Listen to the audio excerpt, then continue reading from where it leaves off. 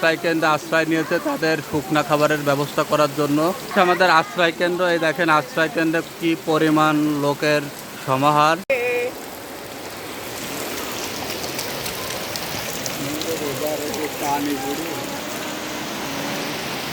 একটানা 3 দিন বৃষ্টি, আমাদের এখানে প্রচুর বন্যা দেখা দিচ্ছে।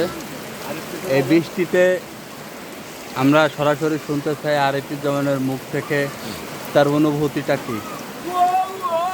আসলে অনুভূতি বলার মতো কিছুই নাই।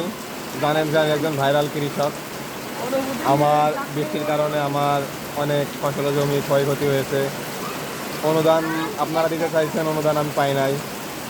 আর এই বৃষ্টি 3 থেকে 4 দিন হচ্ছে বলে আমাদের এখানে পানি নিষ্কাশনের কোনো ব্যবস্থা নাই। যা বৃষ্টি পড়ে সব জমি আমাদের বসত বাড়ি পানিতে সব প্রায় ডুবে যাচ্ছে। আর আপনাদেরকে ভিডিওর মাধ্যমে দেখানোর চেষ্টা করেছি আমাদের অনেক ক্ষয়ক্ষতি হয়েছে। আপনারা পাশে থাকবেন, আমাদেরকে সাপোর্ট করবেন এবং আর্থিকভাবে সাহায্য সহযোগিতা করবেন। অনেকেই বিকাশ নাম্বার চাইছেন বা নগদ নাম্বার চাইছেন।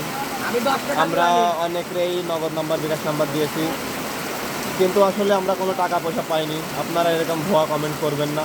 আপনাদের কাছে একটা অনুরোধ রইল, যদি পাশেন ভিডিওটা শেয়ার করবেন এবং অন্যদের দেখার সুযোগ করে দেবেন। ধন্যবাদ। আসলে আপনাদের এখন দেখানোর চেষ্টা করবো আমাদের এখানে অনেক বৃষ্টিপাত হচ্ছে। এই দেখেন, সরাসরি দেখতে থাকুন কি পরিমাণ বৃষ্টি হচ্ছে। আমাদের প্রায় মাঠঘাট তলিয়ে গেছে। এই দেখেন কি পরিমাণে বৃষ্টি হচ্ছে, কিচ্ছু দেখা যাচ্ছে না বৃষ্টির কারণে, সবকিছু কুয়াশার মতো লাগতেছে। এই দেখেন, আর এটা হচ্ছে আমাদের আশ্রয় কেন্দ্র। এই দেখেন আশ্রয় কেন্দ্রে কি পরিমাণ লোকের সমাহার।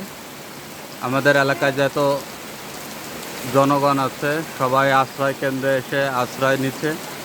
এই দেখেন আপনারা নিজ চোখে দেখেন কত লোক আমাদের সেই আশ্রয় কেন্দ্রে আশ্রয় নিচ্ছে। এই যে এখানেও কিছু লোক আছে, এখানেও আশ্রয় কেন্দ্রে আশ্রয় নিচ্ছে।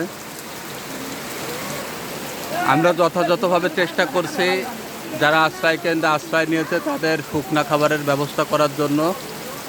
আপনারা সহযোগিতা করবেন যাতে আমরা তাদের পাশে থাকতে পারি।